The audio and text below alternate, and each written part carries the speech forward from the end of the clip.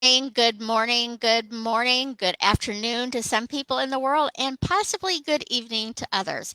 I'm Carol C.C. Miller, your positive life strategist, peace activator, and global hugger, coming to you with another episode of Embrace Your Life Chats, where we focus on ways to heighten celebrations and lessen sorrows through a positive focus. As you know, I am here. Well, maybe you don't know because this might be your first time joining me, but I'm here Mondays, Tuesdays, and Thursdays at 11:30 Central Time, Chicago time, which is where I live. And I like to remind people, especially if you're the first time being here, one, let us know where you're joining us from.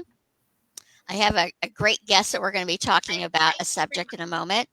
But before that, I like to remind people a little bit of background about me. And one is I'm not an absolutist. I'm not a big fan of the words always and never. You will catch me saying them from time to time, but there's 7 billion people on this planet. I can't begin to know what always works for 7 billion people or never works for 7 billion people. So I live on a scale of 0 to 100, 0 being always negative, 100 being always positive. I don't know anybody who lives at the 0 or 100.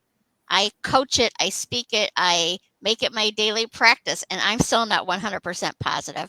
I don't know that you could be a human being and be 100% positive all the time. I work on a scale of being in the 80 to 100% the majority of the time. Fear visits me, frustration visits me, nervousness visits me, doubt visits me. But because of my daily practices, they visit and they don't move in.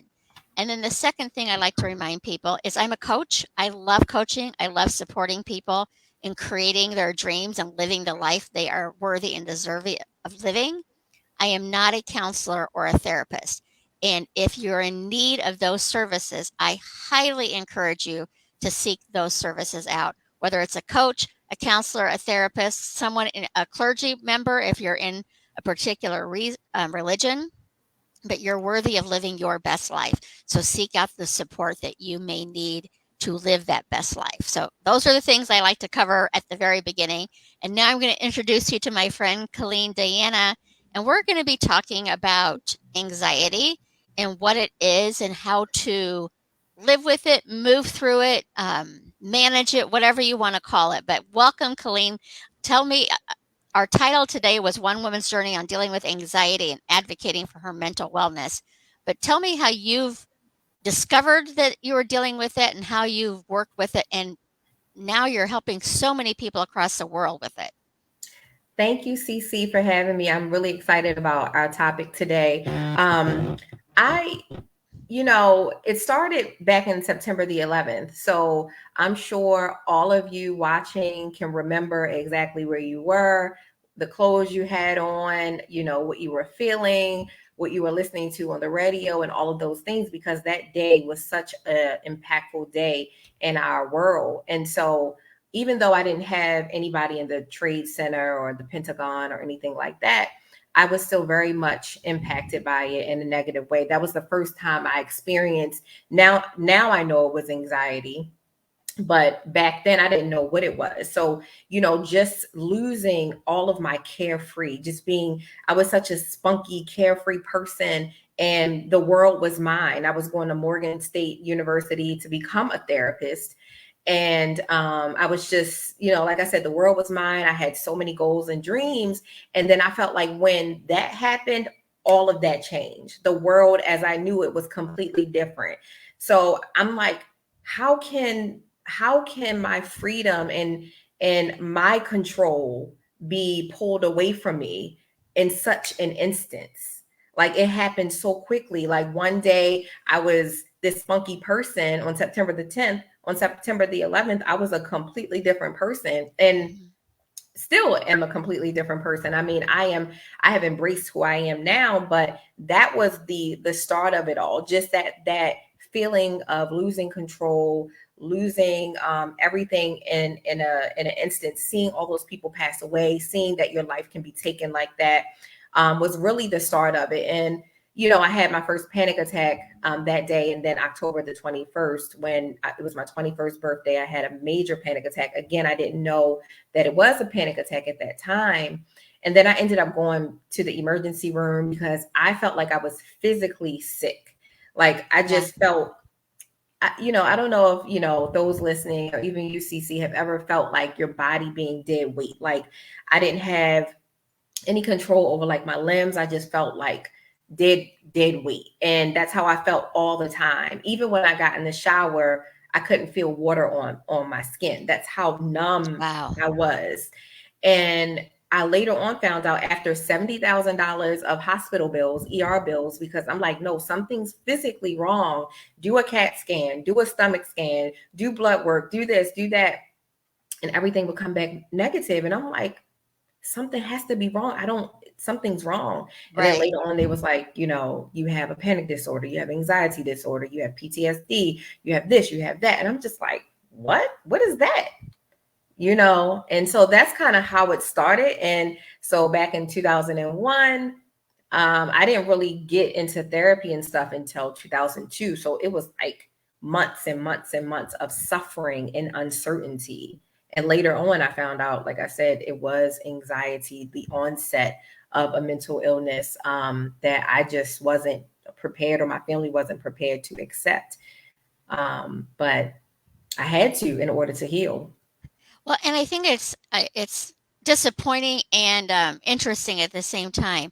But we Mhm. take our physical wellness so Mhm. important. Like go to like you have headaches or your heart's feeling bad. Go to the doctor and stuff. But we tend to negate people's experience with mental wellness, Yeah. and like we don't negate and stigmatize if you have a heart issue. So I'm not quite Right. sure why, if something's disconnected or not working the way we think it should work, that Mhm. we have to stigmatize mental health so much, because it's a big part of who we are. So I think it's Yeah. important, and that's one of the reasons I say that at the very beginning.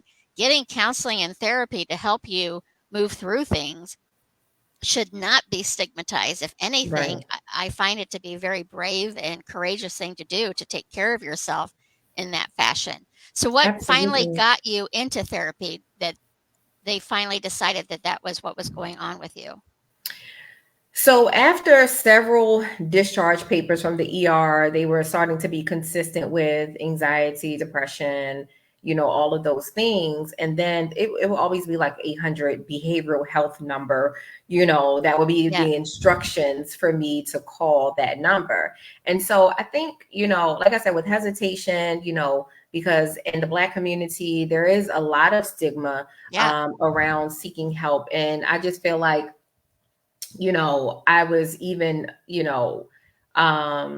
among that, because I was just like, absolutely. along with my family, like, we're just going to rebuke this. We're going to take it to the altar. We're going to do all of these things. But I had to make a stand for myself, and even against those thoughts, even against the stigma, against, you know, all of the other things that I was hearing. And I just sought help. And I came across, and I think may have been on my insurance card. It was, the behavioral health number on my insurance card, or I called my benefits, and they found me a therapist. Her name is Patsy Milner, and she's still here, and I still love her to this day, because she literally saved my life. And I always say, my mom and my grandmom's prayers were the foundation of my healing, but therapy was my healing place.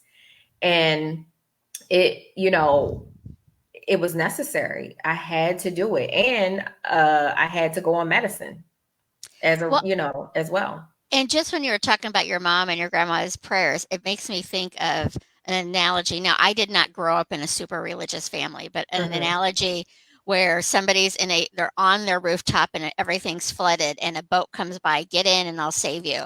And no, no, no, I'm praying. And then a helicopter comes down, come on, I'll save you. And no, no, no. And the person drowns, gets up to heaven. It's like, I sent you a boat, I I sent you said, a you're helicopter. So it was part of right. the prayer, it That's just right. wasn't what you expected it to be. So Exactly. I think that's such a Absolutely, great Cece. analogy. It's like um, God comes to you in many different ways, not just, Yes, with the crossing of the sea kind of thing. So absolutely. you went on meds for a while, and then I Hmm. know that one of the things you talk about is going from pills to push ups. So what was that experience? Yeah, so I was on medication for years and years and years. And it Be- supported you. I'm sorry. And it supported you. It helped Oh, you. yes, like tremendously. Like with therapy, and see, don't I don't want to get anybody confused about this, because medication is not, you need medicine. If your doctor say you need medicine, by all means follow your doctor's instruction, but you also have to do the work. You also have to go to Right. therapy. You also have to follow the instructions of the therapist.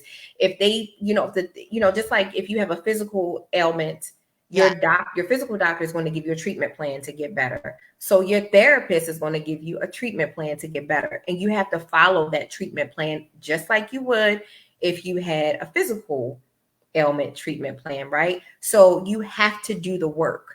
The medication by itself, Yeah. it's not going to do what you need it to do. You have to take care of the underlying things that could potentially be causing the anxiety. My fear of losing control needed to be dealt with. My Right. fear of death needed to be dealt with, and I still struggle with some of those fears. But because of all of the years and years of being in therapy, I've learned a whole lot of ways on how to cope with that and how to deal with those things. So Right. I was on meds for years, and then I came off of meds, with the permission of my doctor, and you have to be weaned off and all of that stuff. That maybe about, this was years ago. I was off of medication for like 5 years. And then, you know, COVID-19 happened. So it made me feel much like how I felt the morning of Right. September the 11th. So when you have PTSD, when you're reminded of something, it triggers those same Yeah. emotions. Like if you feel like you're right back at that place, that traumatic place, and that was happening way too often.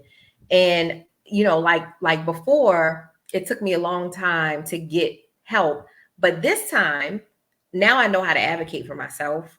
So I'm just like, okay, something isn't, I'm not right. I need to make sure that I get back in therapy aggressively. And I knew that I needed to go on medicine to get through this pandemic, because my healing is so much bigger than me. Back in 2001, it was just about me. But now I have a daughter, I have a community, I have people depending Hmm. on my healing and just being that example. So I And I called my think that's doctor. the important Yeah. part is being that example, because that Yeah. again shows, that it is a process. Things come back up that bubble up that, I mean, sometimes if it's a physical injury or illness, it comes Hmm. back a few It years comes later back. and you Yeah. have to get treatment again kind of thing. So Yeah. I think I originally called this overcoming anxiety, and I immediately after I put it in my memes, it's like, no, it's not about overcoming. It's about Yeah. managing and moving forward with it because it's Mm. still, it may go away completely, but the majority of people probably are going to experience some aspects of it the rest of their lives. Again, Yeah. there's 7 billion people out there. I'm not going to say everyone is going to experience it, but I would guess the Yeah. majority experience that. So I know our time is short today because you have another commitment, but so you've taken care of yourself. You are now again looking at managing it again, but you've created this advocacy program on how to advocate for yourself and to Hmm. help others. So can you share a little bit about that? Yes. So, back then I didn't have a lot of support, just because we didn't really know what anxiety wasn't the trendy topic, because Right. I'm not going to say trendy, but a lot of people, since the celebrities started talking about mental health, Yeah. now it's okay, and whatever it takes is fine. But and I'm grateful to see so many people in awareness. But back then, talking about anxiety and depression and mental illness was like not the thing to Unheard do. of. Yeah. You know what I Exactly. mean? So You I keep just that behind closed doors. yeah, yeah. And I just promised myself, even in those moments of uncertainty and anxiety and all of that, I was just like, there has to be a better way. And so when I Yeah. get better, I'm going to create that better way, even if it's just showing people how to get into therapy, showing people how to prepare for therapy, how to advocate for yourself, how to check in with yourself, how to see if you need therapy. You know what I mean? So Right. I just felt like it was my responsibility. I felt like God brought me through this first. So in the worst of it, because it was bad, I couldn't drive, I couldn't live by myself, I couldn't, I couldn't work, I couldn't do any of those things. So I just felt like I went through the worst of it so I can experience, maybe a lot of the things that my future students and future clients and future communities will go through. And I can say, you know what? I got through that. You're going to get through that too. Here's Yeah. how, So I just felt like I wanted to create something where I could teach everything that I knew, everything I know, and also, bring people together, create a safe space, you know, for people to talk about it, for people to understand. So all of that was important. So I created a Green Heart University. And green, as you see, I have my green earrings. Green is the nationally recognized color for mental health awareness. So that's why I'm always in green. That's why we're Green Heart University, because that's the symbol and the core of our business is just the love and care for each other. As we heal through a mental illness or onset of a mental illness. So we teach, people, especially women of color, how to advocate for themselves and how to advocate for their children, how to advocate for others around them, a perfect stranger. I think that's important because especially now with this pandemic, I don't know if it'll ever be completely back to normal. So there are so many people that's going to be talking about anxiety or talking about how they're feeling. They may not know it's anxiety, or they Right. may feel like they need to get some kind of support for themselves or their children. I want to equip our advocates and our students so those people can have somewhere to go to get the help that they need. So that's what we do. And then, we even take it a step further. If you are extremely passionate about mental health advocacy, we teach you how to turn that into a full-fledged coaching business. So, even though, or if you are healing from anxiety, depression, PTSD, bipolar, or whatever the thing is, you are still worthy of your life. You're still worthy of your goals and dreams. And sometimes you need somebody to walk you through that process. Sometimes you need somebody like me, because again, I wasn't even able to work, drive, or anything else, but I have I have a daughter now. I have an amazing business. I have an amazing community. And, I was able to do that in spite of all, I told you, all of the million diagnoses they gave me. But, Right. your mental illness is this, it's this much of you. It's very Right. small. It's 1%. And, if you're still here, that means you still have purpose to fulfill. So our coaches and our mental and our online school are taught to teach accordingly and coach accordingly. Like, if somebody has a mental illness, but they still want to start their business, or they still want to lose weight, or they still want to, whatever they want to do in life. Now you have somebody who understands Yeah. and who can coach you through, walking you through your success and your purpose as well. So that's what we do at GHU. I think that's so important because when you think about it, like there's a lot of people who are on high blood pressure medicine Right. and they use that medicine to be able to function in life. And sometimes they can get off of it depending on diet or whatever, but it's still there. And there isn't a stigma on Hmm. physical medication. I mean, there are Right. certain people in the world who are so opposed to any kind of Western medicine, but the Hmm. majority of people are fine with Western medicine for blood pressure or those kinds of things. So I'm glad to hear you speak about the fact that sometimes it's necessary for our mental wellness too. And the Hmm. more we can destigmatize it, the more people will see that it's available to them and they are worthy of feeling better. So Absolutely. I know you need to go, so I really appreciate it. I will share the link. You tell us really quickly about the workshop, the free workshop you have coming up. So if you are interested in attending, well, if you're interested in becoming a mental health coach and advocate, we would love to absolutely have you on board with Green Heart. We are having a free workshop where we're going to teach you the five steps of advocacy. Even if you don't want to have your own business, you still need to be equipped and know how to advocate for yourself and others. So we would love for you to join us. It's completely free. You say you're going to put the link. Yeah. Okay. So the So yeah. using using StreamYard, sometimes I can't do the link until after, so I'll go back in after and Okay. I'll add it. Yeah, so it's completely free. We're almost at capacity, so I would definitely suggest that you register. We would love to have you, and it's October the 5th. It's a Tuesday night, so we would love to have you. And CC is going to put the link down there Yeah, for you as well.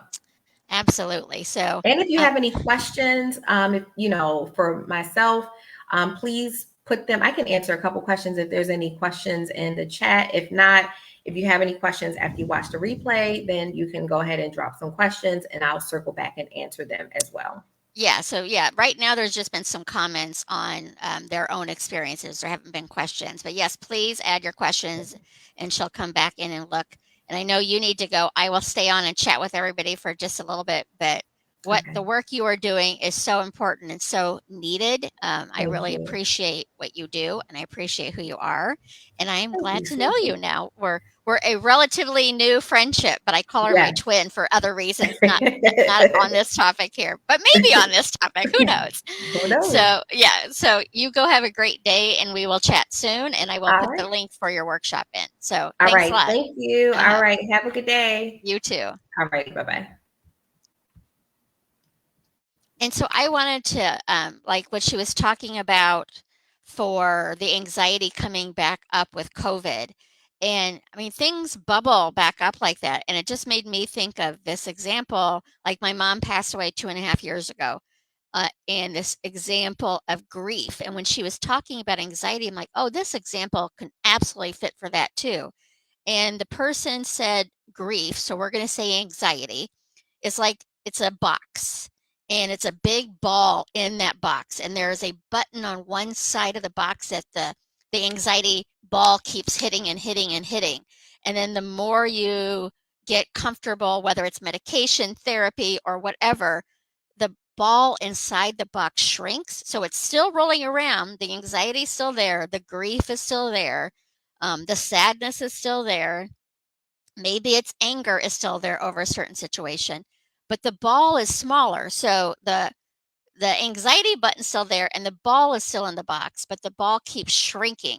So it doesn't hit the button as much. But all of a sudden, 2 years, 3 years, 5 years later, it may hit that anxiety button, COVID button that puts you back into that immediate feeling of the loss of a loved one, the moment you realized that you had an anxiety disorder, the moment that you felt out of control about something, that ball can still hit it. So it's not like it's gone, but when it's smaller, it's more manageable. And sometimes you may even forget it's there because it gets so small, you're not even aware of it anymore. And then all of a sudden, you shift some way in your life and it hits that button again. So whatever you're going through, know that the majority of it is normal. Again, I'm not an absolutist. So you may be going through something that nobody ever else has. I doubt it, but it's possible. But know that you are worth whatever it is that you are experiencing that makes you feel less than.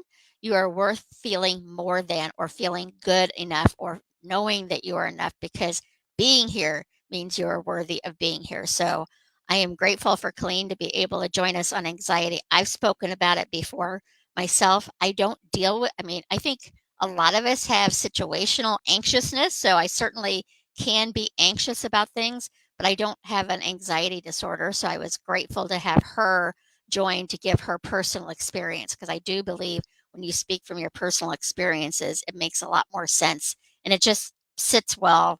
Like you feel more seen when somebody else is experiencing it with you. So, Sylvia, you said I was making another attempt to learn all about classical music. I was listening to a particular radio station. I've never been able to listen to it since that day. And I think you were talking about 9/11 experience, and absolutely. And it's interesting on that topic. My mom was a huge Barry Manilow fan.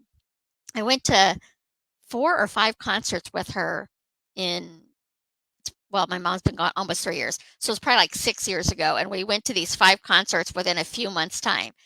I can't listen to Barry Manilow right now. But so some things will bring you back to those experiences. So maybe try listening again now that it's been 20 years, Sylvia. Maybe it's okay to just let it go completely. But maybe it's something you want to consider. If it was something important to you and that you loved, I would encourage you to try it on again. But if it puts you back into that space, then maybe it's time to completely release that. And Bonnie, I did post that. I knew that Colleen couldn't stay very long with us today, but thank you for sharing, dealing with the PTSD.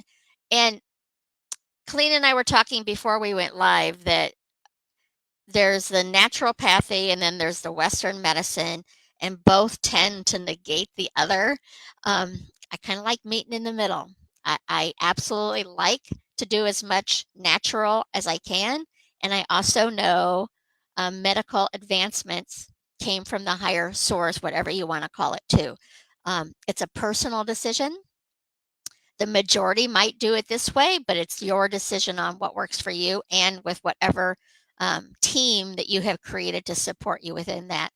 The judgment around medicines, especially when it's regarding helping your mental wellness, it's coming from people who don't really understand it. They've never experienced it, so it's kind of hard to understand how you need that assistance kind of thing. But it's just like, it's for me, it's like if you have high blood pressure and your doctor's like, you know what, you need to go on some medicine to be able to maintain that so you don't have a heart attack or stroke. I don't really know. I'm not a medical person in the slightest, so please do not ever come to me for medical advice. But whatever, keeping your blood pressure in a line, that it's necessary and it's okay for it to be necessary. And we don't tend to stigmatize people who are using medicines to manage heart conditions or thyroid conditions or any of those conditions. So let's lighten up and be more gentle with ourselves and others who choose medication as their source. Some don't need it, some choose not to use it, and it's okay. You just need to decide that for yourself. So I don't see any other questions here, so I think we will call it a day. Um, Monday, I am having Amy Sutherland's going to be joining me, and we are going to be talking about those hard conversations at the end of life with our loved ones. And she has a process to help with that. And then Tuesday, I will be back myself, maybe a guest, I don't know. And then Thursday, I'll be back. I am here Monday, Tuesdays, and Thursdays, 11:30 Chicago time, Central Standard Time. And then the following week on October 5th will be the next group panel, and we will be discussing the 5 love languages. So if you know what your 5 love languages are, definitely come and join us in the conversation. And if you don't know, come and join us. It's a really powerful tool to know what's important to you and those around you. One of the things that I learned from it is you tend to give the love the way you need to receive it. So I'll just say it now. One of my top ones is words of affirmation. And I tend to be that person who compliments people and does that kind of thing because that's how I receive love the best is through affirmation and affirming me. Some people receive love the best by acts of service, doing something for them that you didn't even ask them to do, but they knew it was important for you to do. Some are gifts, and it doesn't have to be a big gift. It can be that they bought you a little trinket when they were out because they were thinking of you in the moment, or they sent you a card because they were thinking of you. And then there's physical touch, and I know I'm missing another one. Oh, quality time. So when you know what your way of expressing love is, you can kind of figure out how those around you are expressing it too. But I have found it to be a very powerful tool in all of my relationships. It was originally based for romantic relationships. He has broadened it to have different experiences as well.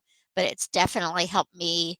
Um, like if somebody were to give me a gift when that's my lowest one, I can now take it in as love instead of not love or not. I certainly wasn't that I thought it was hate or anything, but that's not my strongest love language. So now that I know that that is a love language for somebody, I can receive it in a better way, knowing that that is their love language.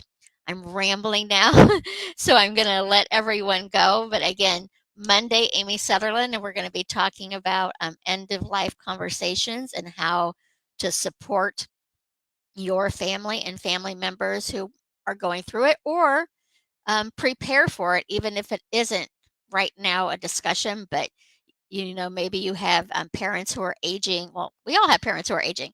Every single day, people are aging. So it's a really important conversation to come and join us and ask questions. Amy will offer you a lot of advice on that, and she has a great tool to help you with that too. Tuesday, Thursday of next week might just be yours truly. It might be a guest. I don't know, but it certainly will be a conversation to help heighten celebrations and lessen sorrows through a positive focus. So go out there and have a wonderful rest of your day. I will come back and put Colleen's link in for her October 5th talk.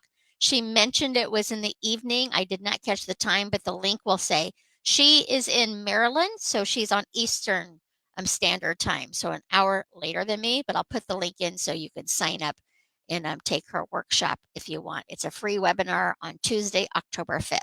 So thanks everyone for joining. Again, if you have more comments, questions for Colleen, put them in the comments and she will come back later today and look for them. And I certainly will happy to answer what I can too. So I will talk to you again on Monday. Have a wonderful rest of your day and weekend. And remember, you matter. You matter to me. You matter to the world. But most importantly, you matter to you. We'll talk soon. So long for now.